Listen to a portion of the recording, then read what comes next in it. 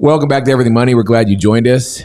Today we have a special guest, Jimmy from Learn to Invest is here. Jimmy, welcome to the show. Hi, I'm Jimmy. It's good to be here. Very excited. People love that intro. Jimmy is here. We invited him here to Akron. He drove here. We wined and dined him last night, Paul. Yes, you did. We had steaks and drinks. And today we've been analyzing. Out of the restaurant. That's right. We were analyzing stocks today, and we'd like to look at another one. NVIDIA, Paul. NVIDIA is the chip maker. We've done this stock before. This company is Jimmy has not analyzed this, but we'd like to get your fresh take on NVIDIA. And Paul, yours too, an update on NVIDIA using our 8 pillars, our software, the financials. We'd like you viewers at home to put aside what actually the company might be doing in terms of a ticker price. And let's look at the financials to see if that ticker price is justified. I almost just spilled my coffee, Paul. Let's get after NVIDIA, my dear friend. So they make chips. Mm-hmm. Their chips are different than Intel's. Potato chips, it's not the same thing. I don't know. I don't know what kind of designing graphics processing units. I want to make comment here. Go on. $526 billion market cap. Intel's 214. Yep. Okay. Oh, wow. Holy cow. Okay. Ready? So that's massive. Revenue, $22 billion. Intel is $77 billion. You remember all these numbers? Net income is $7 billion. I think their profit was 18 or 20 billion.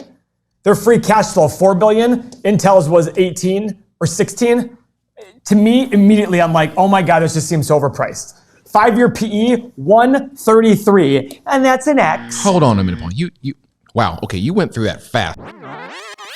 The market cap for Intel, 214.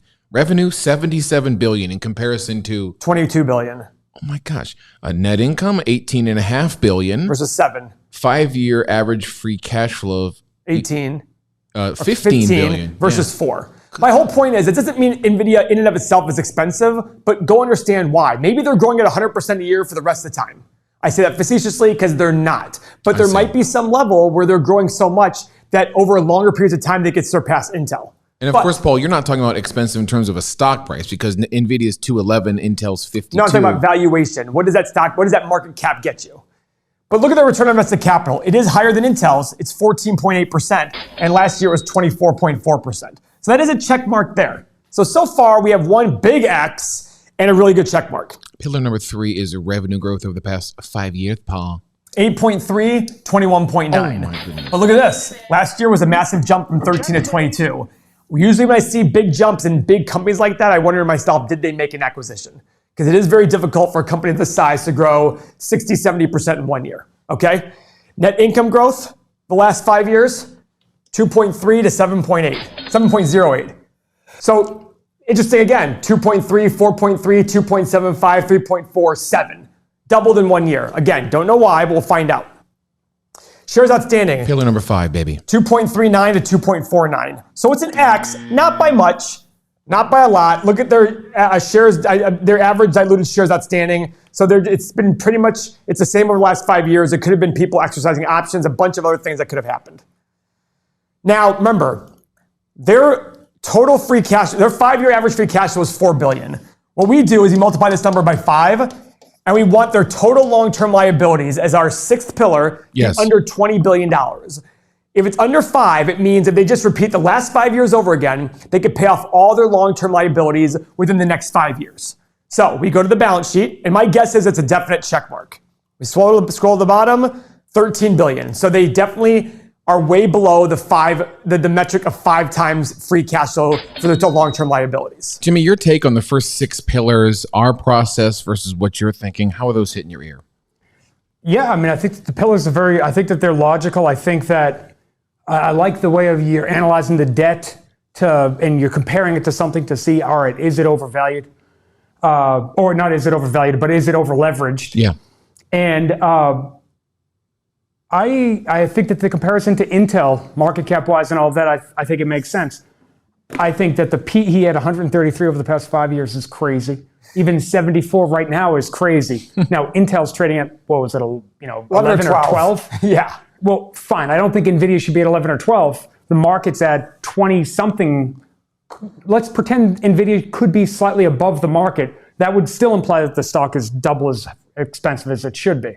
So one of the things I do different, I don't look at where the market is right now when determining my PE. I look at it and say, where should the market be overall, and where is this company relative to that? So if I think the market overall should sell for 15 times earnings, that's where I start my baseline. Just like if the market was suddenly at 5 times earnings, hypothetically. 1982, the stock market was at 4.8 times the last 10 years earnings. I wouldn't go value a company at 6 times earnings and giving it a premium. I would say, no, it should be selling for 15 times earnings because that's the normal market. We're just in a very low market. So that's what I do a little bit different, when comparing things. Yeah, so what the point, Paul and I and Mo on the show, we use our 8 pillars to get our initial screener, get a high-level view of the company. If we start liking it, we might look deeper. Jimmy does much more deeper dives on these companies. So if you can go to Learn to Invest and follow him, of course, subscribe to his channel, you can see a much more in-depth view of some of the companies that he's investing in. And it's very, you want to talk about due diligence, Paul, this guy is really getting after it. So we did pillar number 6. Let's get after the...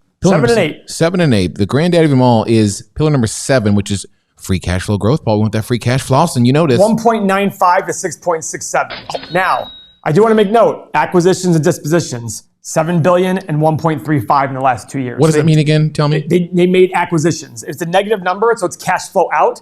They made net acquisitions in those 2 years. So that's why you see a big jump in revenue. Okay, this is a big acquisition. You can Google it probably and find out what company did NVIDIA buy before July 2020. It'll tell you. So their free cash flow is increasing, and the average is 4 billion. What we like to do is take that average, multiply by 20 as a starting point for market cap. $80 billion market cap. Now slow down a minute. This is our pillar number 8, folks. So we take their free cash, we multiply by 20, which is just an initial multiple to get what we think is a desired market cap. Let's start getting us interested. And you came up with 80, Paul? Yeah, 80. The market cap's 500 and some billion. So this is definite X here. Oh boy. 500 and what? 526. 526. Definite X. Guys, and guess what? At 74 times earnings in the last year, it makes sense. It's got to fall by 80% essentially to get to where we wanted to be. And even at 526, dropping by 80%, it doesn't get to our $80 billion market cap still. But the point is, guys, it is an overpriced company, and every metric we've seen so far in the financials says that. Wouldn't you agree, Jimmy? I agree completely. And I'm curious, the free cash flow, how are you guys calculating it? Is it just cash flow from operations minus capital expenditures? Correct. Okay, good. Yeah, that's the way it says. If you've ever studied this stuff in a textbook, they probably have more complicated ways of doing it. No, keep it simple. Yeah, I think that's the simplest way of doing it. And if NVIDIA was in the sweet spot, Jimmy, where would you go from here? You know, one of your more famous videos is the 8 steps and you take and properly doing due diligence on a company. So where would you go from here for our NVIDIA lovers, regardless of this price? Yeah, so the interesting part about your process versus my process is I have a different way of identifying companies that look good. And the super short version of that is I want to see a company jump off a cliff. You know, I was interested in Intel when Intel was down like 20% in 2 days. Okay, now I'm interested. Let me go research it. And my process is more around the 8 steps in that video is more analyze the business. Do you understand what the business does? Because I think that there's nothing worse than having something go wrong with a company and you didn't even know that the company did that. You know what I mean? We might look at NVIDIA and not, without digging into what the company actually does, there might be huge growth opportunities that we're missing, or there might be a huge problem. We might read about what they do, but like, yeah, that's going away. Yeah, and can I interrupt real quick? Yeah. I see these valuations here, and guess what I do? Moving on. That's exactly what Jimmy said. Jimmy's like, listen, I look for a lot of value investors will sit there and say, let me see all the 52-week lows. That's how they weed out. Like, oh, 52-week low has been hit. Okay, let's see why that's the case. For me, like an NVIDIA company, I don't care if they make time machines. This is too expensive for me. Or they're thinking about making time machines in the future. I mean, well, they're going to get a better valuation but if they think about making time machines. Yeah, it's like a lot of these companies pays for ideas more than results. That's where I'm going, Paul. Yes. So, anyways, and then I put it in Stock Anlayzer Tool really quick, figure it out, and move on. Keep going, Jimmy. I agree 100%. And that's what I think is the difference in the process here is, let's say we go through the 8 pillars and we like the company and it's, okay, this looks pretty good. Or maybe we're even on the fence about it. Well, then the 8 steps to analyze the stock that I have on my channel, well, now it's more, okay, let's really understand the business. I go through reading the business section of the annual report, look at the management discussion and analysis. I jotted them all down just so I didn't forget. Financial statement analysis, which we're sort of getting a jump start on that here. Yep. And then from there, I listen to earnings calls, look at some competitors. And that is, Paul has the advantage of he already knows Intel. if individual was doing this, if you were doing this and you didn't know any other comparison points, you might not realize that this is so overpriced compared to a company like Intel. Well, at that step in the 8 steps to analyzing a stock, you're going to recognize, wow, some of these competitors, AMD, Intel, these guys are doing things that makes me challenge, okay, is this the best company? There's been many times where I set out analyzing a company, and then when I get to the competitor analysis, I'm like, no, throw that one out. I like this one better. Mm-hmm.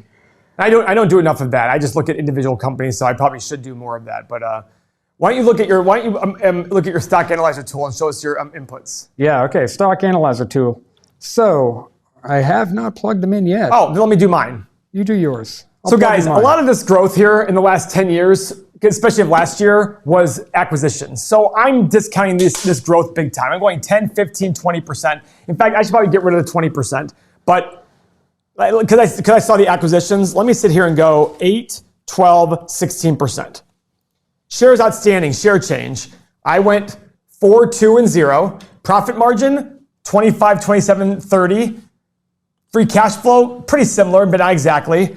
PE, 14, 16, 18. Price of free cash flow, 14, 16, 18. Returns, 15, 12 and a half, 10. The stock is currently at 211. We hit the Analyze tool. I mean, look at this. Oh boy. 50 bucks. And guess what? This thing drops by 75%, you're 50 bucks, and I still think it has room to, and that's with the revenue growth being double digits. Let's be very clear. This is what we would like to pay for the stock to get a desired return. This is not what we think the stock should be, but it kind of is, right, Paul? Remember, guys, in the stock market, you're going to get about a 10% return overall over long periods of time. So when I'm doing 12.5% here, I'm sitting there saying, listen, this is my value. This is my margin of safety here. I want to make a little bit more money because I could be wrong. So I want to buy for at here or lower. And right now, we're not even close. As opposed to a company like Intel, which it's selling at $53, and there's some valuations that can easily put it at $70 or $80, and I do think it's a $70 or $80 stock. Jimmy, what do you think over there? Yeah, I'm tripped up on the PE. What'd you do for PE over here? I did 14, 16, 18. Not 74, Paul? No, I did not. Because I look at it going like, okay, even if this company is growing, I think 14, 16, 18 is very fair for them. I'm fine with that, but here's a different question, right? If we look at the history of the stock market, and I can give you 15. I think that's a little low. I think if we looked at the S&P 500 over the past 50 years, I bet you'd be closer to 20. But hypothetically, doesn't it make sense to lock in these numbers, like the PE? I guess you could adjust it for growth, I suppose. But from company to company, if we did 15, 17, that's what I'll do that. I'll do 15, 17 and a half, and 20. So you're saying in the software to lock it in? Yeah, just we're doing not that. For you guys, but for the user, for the everyday person who's trying to do it and says, you know what, I'm going to keep this from company to company. I'm going to call this the long-term average. Yep, that's what we're doing. Yeah, okay. And you can change it because we want to make sure that's the case. 17.5, and then I'll go 20. I think that's more reasonable. I believe I did a video where I looked at the history of the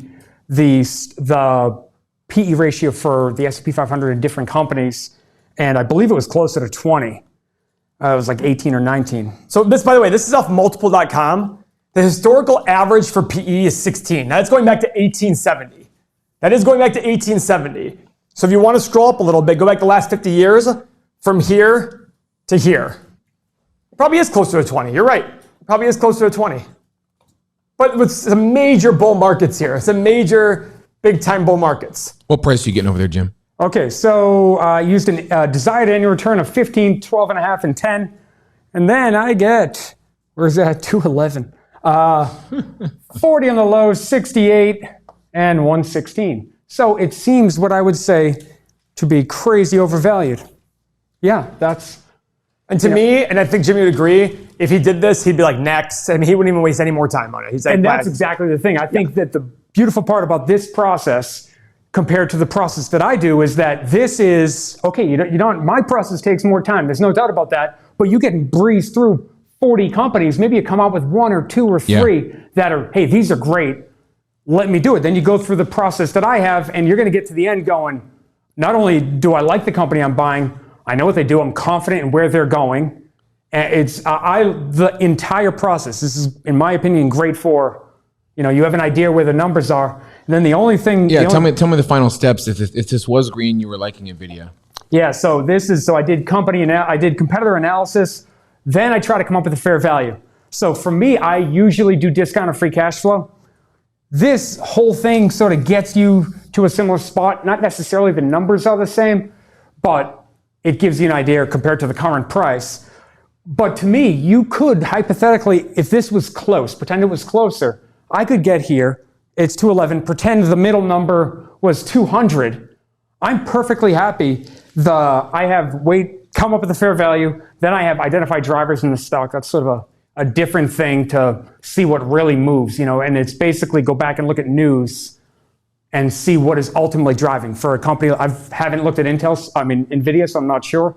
But for a company like Intel, well, I know if their production slows down, the stock's going to be in trouble fast. So that's really what I'm focusing on. That's one of the things I'm looking for, but it's also the big opportunities. I wait for the news to come out that production has slowed somewhere, the stock will jump off a cliff, and there's the buying opportunity you're looking for.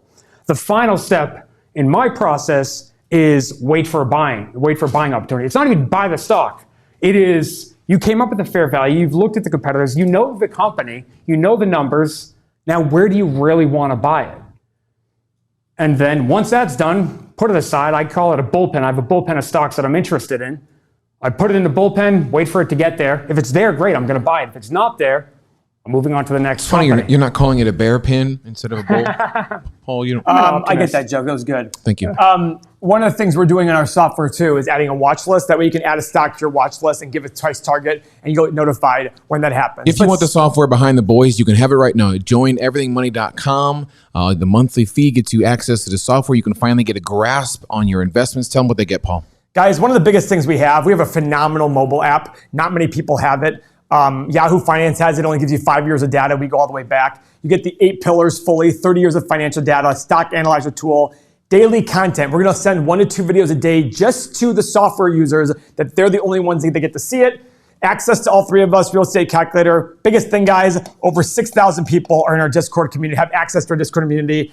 In an organized way, they can talk to each other about all investments, including crypto, which I don't consider an investment. How much is this? 87 cents per day. This is nothing. You spent more getting a cup of coffee on your Keurig this morning and going to McDonald's to get a cup of coffee than you spent on this software, and this will change your life. It'll make you hundreds of thousands, if not millions of dollars in your retirement. And our competitors are 200, 235. And guys, this price goes up every single month. So the sooner you sign up, you're locked into that price for good. That's true, Paul. So best value play of the day, definitely better than NVIDIA, because NVIDIA makes my nose bleed. I agree. Click the link below. Click the link also to subscribe to Jimmy's channel, Learn to Invest. If you want that deep dive, he will give it to you. And we like this partnership, Paul. We are hesitant with collabs, but we're in love with Jimmy, and I think the feeling is mutual. We're excited where both channels are going. Jimmy will be launching a Patreon in the very near future, so you can join his community as well and get more access to him. Very, very exciting times. And when that market tanks, Paul, it's very exciting for us value investors. Let's do it. Thanks, Jimmy. Love Thank you. you. Oh, and by the way, also follow us on Instagram, because I have a fragile ego and I need it to be massaged. That's true. That's true. Thanks, Jimmy. Thanks for the insight, and thanks for watching the video. Follow, thumbs up on the way out. We'll see you next one. See you.